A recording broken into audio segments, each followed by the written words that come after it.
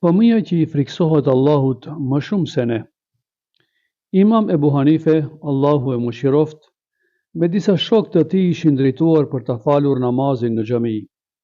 Rrugës e takojnë një fëmijë që qante me zan të lartë dhe lotët i rridhnin si lum nga të qarit e tepërt.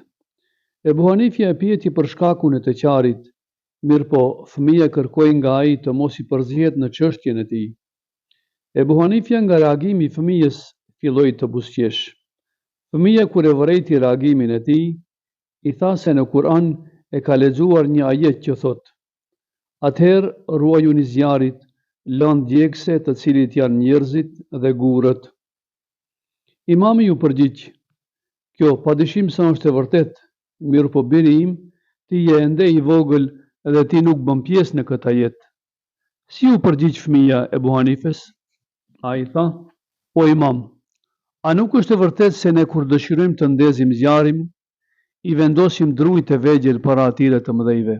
Imamit nuk i mbeti tjetër vetëm se u tha shokëve të tij: "Pasha Allahun, ky fëmijë i friksohet Allahut më tepër se ne."